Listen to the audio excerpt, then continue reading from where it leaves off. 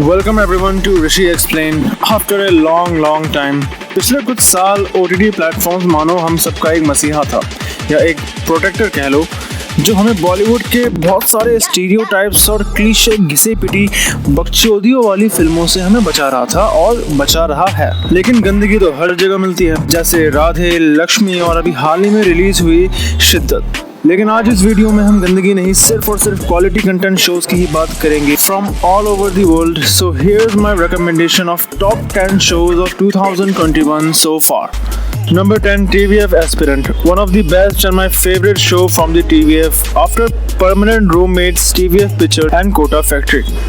Aspirant एक बहुत ही unique show है जिसमें हम अभिलाष शर्मा और उनके फ्रेंड्स की स्टोरी देखते हैं, जिसमें यूपीएससी जैसे कॉम्पिटिटिव एग्जाम्स दे रहे एस्पिरेंट्स की लाइफ को काफ़ी ब्यूटीफुली और रियल तरीके से पोर्ट्रे किया गया है। साथ ही ये शो आपको एक how to be a responsible person with a positive approach और अपने फेलियर से हर बार कैसे डील करे उन्हें बहुत ही फाइन एग्जीक्यूशन वे में हमें दिखाती है। एस्पिरेंट की बात हो और संदीप भैया का नाम ना लिया जाए, ऐसा हो ही नहीं सकता। आई जेन्युइनली बिलीव कि बाकी कैरेक्टर्स के कंपैरिजन में संदीप भैया AKA Sunny Hind Ahuja really stands out as a performer and we all know why. Let me know your favorite characters from the Aspirant in the comment section below. माँ बाप प्यार दोस्त, इन्हें अपनी ड्रीम्स के लिए सैक्रिफाइस कर देना is not worth it.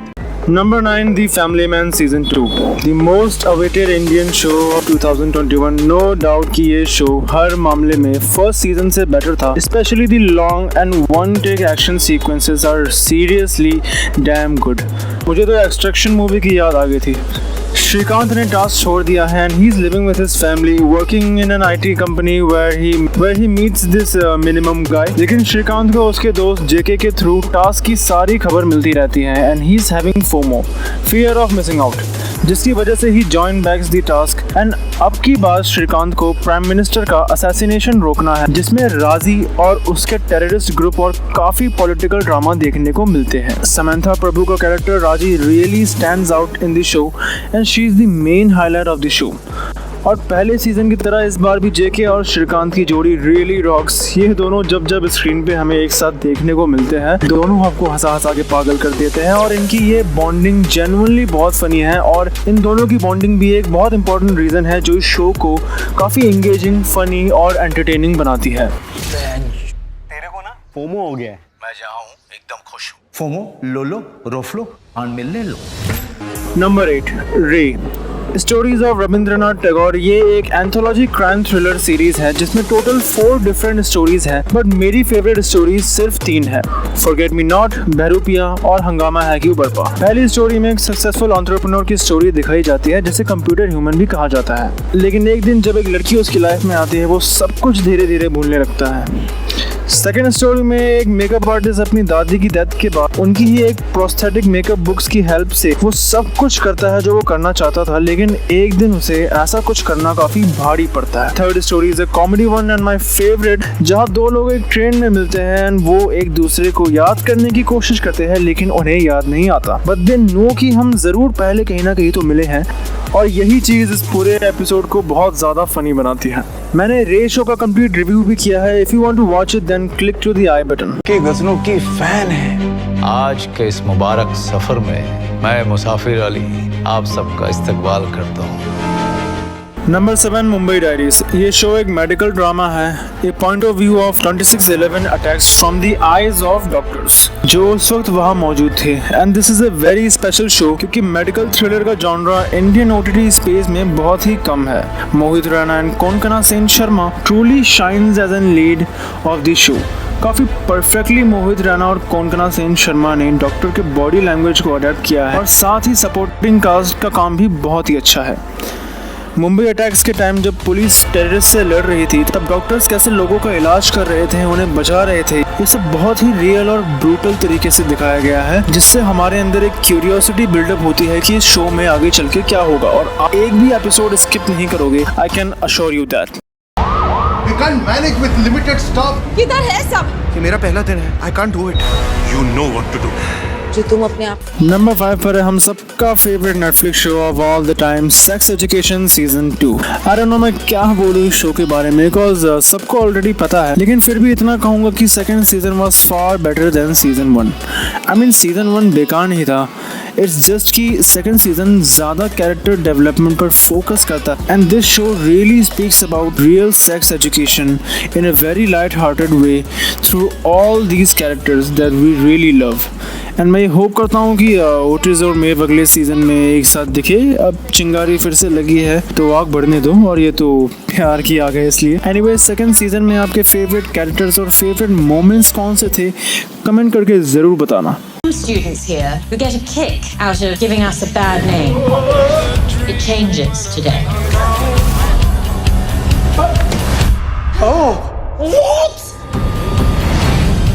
Number 4 की सीरीज भाई साहब इनविंसिबल। ये एक एनिमेशन सीरीज है, एंड लेकिन इसे बच्चों वाली कार्टून समझने की गलती से भी गलती मत करना, क्योंकि ये एक आर रेटेड एनिमे है और हद से ज्यादा ब्रूटैलिटी, खून खराबा भर भर के है। 8 एपिसोड है इस एनिमे में, और हर एपिसोड एक के बाद एक और ज्यादा क्रेजी होते जाता है, लेकिन हाँ मजा बहुत आता है। I would highly recommend Invincible if you haven't watched this show, and please इसे घर वालों के साथ बिल्कुल ना देखें, अकेले हो तो ही देख। ये वो गिल्टी प्लेजर एनिमे है जिसमें आपने स्टार्ट किया तो आप बिना खत्म किए उठ ही नहीं सकते। नंबर 3 पर है world wide famous Bella Ciao, Money Heist much awaited season 5। Sorry Netflix इसे पार्ट 5 कहता है, नेटफ्लिक्स इसे पार्ट 5 का पार्ट 1 कहता है, और इसका दूसरा पार्ट दिसंबर मंथ में आएगा। आई नो थोड़ा सा कंफ्यूजिंग है, बट क्या करें, तब तक के लिए आपको पार्ट 1 से काम चलाना पड़ेगा, जिसकी एंडिंग बिल्कुल भी सेटिस्फाई नहीं करती, बट ओवरऑल प्रोडक्शन और कैरेक्टर्स काफी अच्छे से डेवलप किए गए हैं बाकी पार्ट के कंपैरिजन में। स्पेशली बर्लिन का character, he is my favourite. सबसे ज़्यादा पूरे शो में नेगेटिव की बात करूँ तो ये show trust me complete Spanish Bollywood तड़का है, जिसमें कहीं से कोई भी आके कुछ भी बन जाता है, और action scenes are very poorly made, बहुत ही ज़्यादा बॉलीवुड। इनफैक्ट हर पार्ट में ये चीज़ आपको ज़रूर देखने को मिलेगी अगर आपने ध्यान से देखी हो तो। But the only thing that Money Heist made special for me is this guy and the unique story, and I really hope कि पार्ट 2 पार्ट 1 की एंडिंग को जस्टिफाई करे और एक एपिक एंडिंग में पूरा शो जो है वो खत्म हो। And if we ever have to pay a price for it, then we pay it. Number 2 पर है MCU का सबसे दोगला कैरेक्टर, वन एंड ओनली लोकी। ये शो इतना माइंड फक होगा मैंने तो नहीं सोचा था, लेकिन एक चीज बहुत श्योर है कि लोकी अपकमिंग मल्टीवर्स इवेंट्स जो होने वाले हैं उनकी टाइमलाइन पर काफी इफेक्ट करने वाला है। नो वरी, ज्यादा स्पॉइलर नहीं दिया है मैंने। लोकी MCU शोज की लिस्ट में सबसे ज्यादा इम्पैक्टफुल शो साबित होता है कैप्टन अमेरिका, विंटर सोल्जर और वांडा विजन के कंपैरिजन में। एंड अभी तक जिन लोगों ने लोकी नहीं देखी तो मैं उन्हें बस इतना कहूंगा कि लोकी का टाइमलाइन एग्जैक्टली एंड गेम से स्टार्ट होता है, जब वो टेसरेक्ट लेके गोली हो गया था and he lands TVA headquarters, जहां उसे अपने ही कई सारे वेरिएंट्स देखने को मिलते हैं, जिसे देखने के बाद मेरा मुंह तो पूरा खुला का खुला ही रह गया था। So yeah, Loki is no doubt number 2 पर बिल्कुल स्पॉट डिजर्व करती है।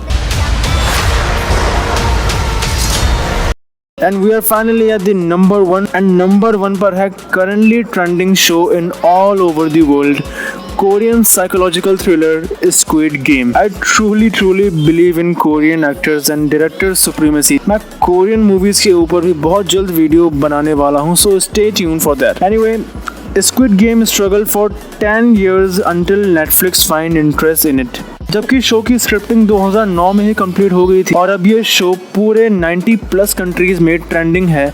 ऑल्सो बहुत से लोगों को ये शो एवरेज और ओवररेटेड लगी, लेकिन मेरी नज़र में ये शो बहुत रियल और ग्राउंड लेवल पे अनएम्प्लॉयमेंट, फाइनेंशियली ब्रोक होना, ह्यूमंस अपने और अपने पैसों के मतलब के लिए किस हद तक जा सकते हैं, इन सब सीरियस इश्यूज के ऊपर बहुत अच्छे से बात करती है। और इसीलिए सारे लोग जो इस गेम में आते हैं वो सब अपनी मर्जी से आते हैं, क्योंकि सोसाइटी में वो सेफ नहीं है, कर्जदार उनके पीछे हाथ धो के पड़े हैं, वो सब फाइनेंशियली ब्रोक, और गेम के ओनर्स को ये बात बहुत अच्छे से पता है कि हम इन्हें पूरी फ्रीडम तो दे रहे हैं, अपने डिसीजंस लेने के लिए, लेकिन तभी पहले एपिसोड के बाद सारे लोग मेजॉरिटी वोट के साथ गेम से तो बाहर चले जाते हैं, लेकिन गेम से बाहर की दुनिया उनके लिए और भी बदतर है। सियोंग गी हुन का कैरेक्टर अपनी मॉम का इलाज करने और अपनी बेटी के पास जाने के लिए अपनी वाइफ से उधार मांगने जाता है, जहां उसे निराशा ही मिलती है। सब गेम में फिर से लौटते हैं क्योंकि उनके पास और कोई ऑप्शन नहीं है। सीरीज एक क्लिफ हैंगर पे जरूर खत्म हुई है, लेकिन लास्ट के एपिसोड में जो क्लाइमैक्स आता है वो आपको शॉक्ड, इमोशनल और